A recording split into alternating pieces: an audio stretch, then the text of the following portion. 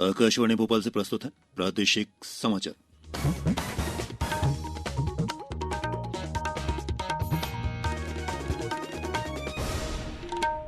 नमस्कार, समाचारों के साथ मैं प्रशांत सेंगर। पहले मुख्य समाचार। केंद्र सरकार और किसानों के प्रतिनिधियों के बीच नई दिल्ली में आज चौथे दौर की बातचीत होगी। भोपाल के गैस त्रासदी की 36वीं आज बरसी है। सर्वधर्म प्रार्थना सभा में दी जाएगी मृतकों को श्रद्धांजलि। मुख्यमंत्री आज सीहोर जिले के नसरुल्लागंज से प्रदेश के किसानों को 100 करोड़ राशि के हित लाभ वितरित करेंगे। और विश्व विकलांग दिवस पर आज प्रदेश के कई जिलों में दिव्यांगों के लिए लगाए जाएंगे विशेष चिकित्सा शिविर। और अब समाचार विस्तार से।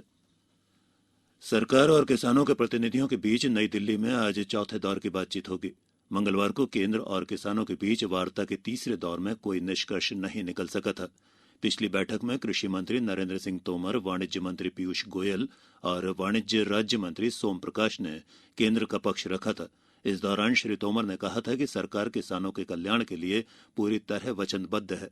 संवाददाताओं से बातचीत में कृषि मंत्री ने कहा कि यदि किसानों को इन कानूनों पर कोई आपत्ति है तो सरकार उनकी चिंताओं पर विचार करने के लिए पूरी तरह से तैयार है। उन्होंने कहा कि किसानों को आंदोलन के रास्ते पर नहीं आना चाहिए क्योंकि इससे आम लोग प्रभावित होते हैं। केंद्र सरकार ने पेरिस समझौते के कार्यान्वयन के लिए एक उच्च स्तरीय अंतर मंत्रालयीन समिति का गठन किया है, जिसकी अध्यक्षता पर्यावरण सचिव करेंगे। इस समिति का उद्देश्य जलवायु परिवर्तन के मामलों पर देश की समन्वित कार्य योजना तैयार करना है ताकि भारत पेरिस समझौते के तहत अपने दायित्वों को पूरा करने की दिशा में ठीक से आगे बढ़ सके। 14 मंत्रालयों की वरिष्ठ अधिकारी इस समिति के सदस्य होंगे और अगले साल से पेरिस समझौते के कार्यान्वयन की शुरुआत होगी। समिति यह भी सुनिश्चित करेगी कि भारत अपने जलवायु संबंधी फैसलों को पेरिस समझौते के अनुरूप बनाए रखे। सशस्त्र बलों के कर्मियों के कल्याण के लिए जनता से धन संग्रह को लेकर हर वर्ष 7 दिसंबर को सशस्त्र सेना झंडा दिवस मनाया जाता है। इस दिन सशस्त्र सेना के प्रतीक झंडे को लोगों में वितरित भी किया जाता है।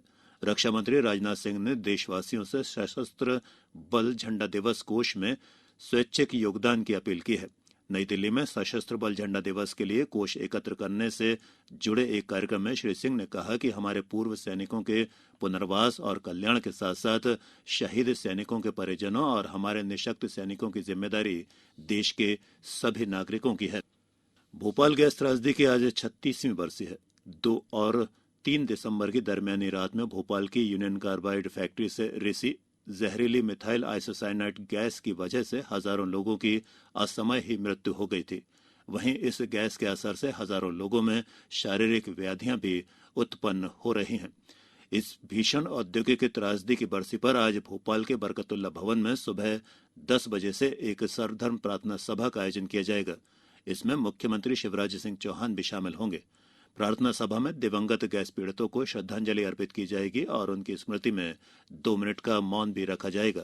श्रद्धांजलि सभा में कोरोना महामारी को दृष्टिगत रखते हुए राज्य सरकार द्वारा जारी दिशा निर्देशों का पालन करने के भी निर्देश दिए गए हैं।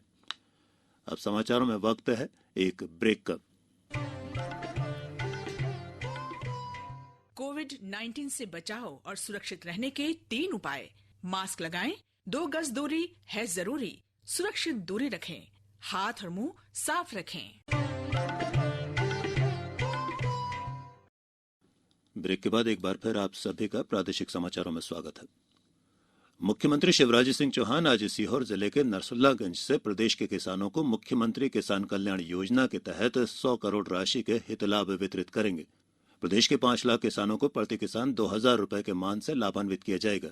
कार्यक्रम के दौरान 5 जिलों रायसेन, खंडवा, सागर, ग्वालियर और इंदौर के किसानों से मुख्यमंत्री श्री चौहान चर्चा भी करेंगे। साथ ही प्रत्येक जिला मुख्यालय पर करीब 200 हितग्राही भी मुख्यमंत्री श्री चौहान के साथ चर्चा में शामिल होंगे।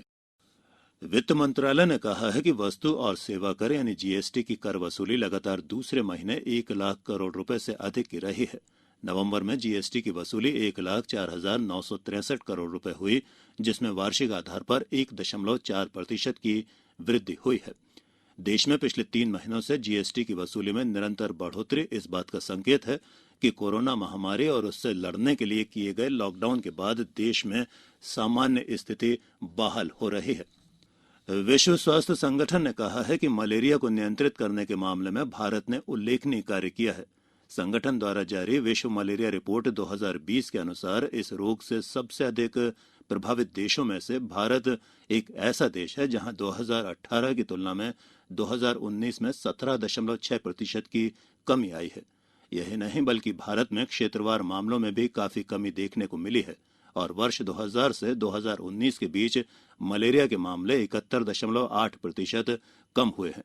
साथ ही इससे होने वाली मौतों का प्रतिशत भी 92 से घटकर 83.34 हो गया है। देश में मलेरिया उन्मूलन के प्रयास 2015 में शुरू किए गए और स्वास्थ्य मंत्रालय ने मलेरिया उन्मूलन के लिए 2016 में एक राष्ट्रीय नीति भी बनाई थी।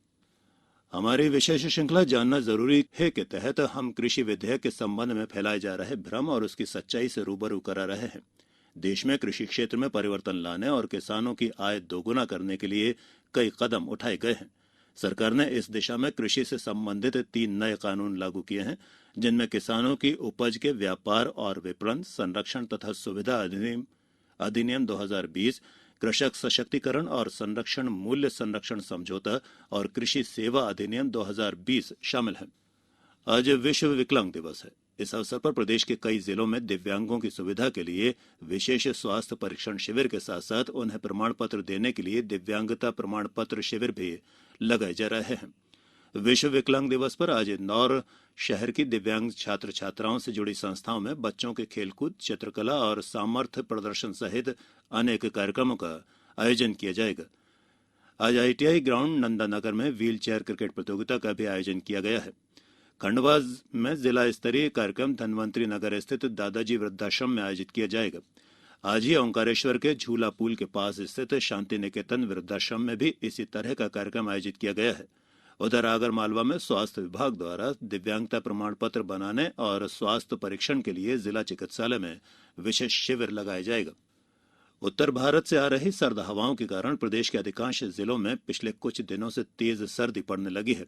हालांकि बादल छाने से कई जिलों में अभी भी तापमान में कोई असर नहीं पड़ रहा है। राजधानी भोपाल में बीती रात सर्दी का असर कम महसूस किया गया। उधर मौसम केंद्र के अनुसार अभी कुछ दिनों तक तापमान में उतार चढ़ाव आता रहेगा और मावठे की बारिश के बाद ही तेज सर्दी पड़ने के आसार बनेंगे। मौसम विभाग के अनुसार पिछले 24 घंटों के दौरान प्रदेश का मौसम अधिकांशतः शुष्क ही रहा और सभी संभागों में तापमान में कोई विशेष परिवर्तन नहीं हुआ। कल सबसे कम न्यूनतम तापमान उमरिया और नौगांव में दर्ज किया गया।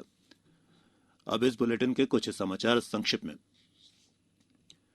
वाणिज्य और उद्योग मंत्री पीयूष गोयल की अध्यक्षता में कल नई दिल्ली में हुई व्यापार बोर्ड की बैठक में वर्ष 2021 से 2026 के लिए नई विदेश व्यापार नीति पर प्रमुख रूप से चर्चा हुई।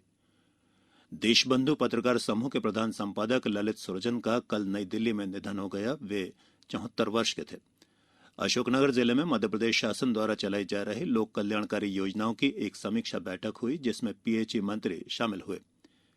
भिंड जिला कलेक्टर और पुलिस अधीक्षक मौ एवं चितौरा उपार्जन केंद्रों का उन्होंने निरीक्षण किया और खरीदी, परिवहन तथा भंडारण की समीक्षा की। पन्ना जिले की उथली खदानों से प्राप्त 183 नग हीरो की नीलामी आज से की जाएगी।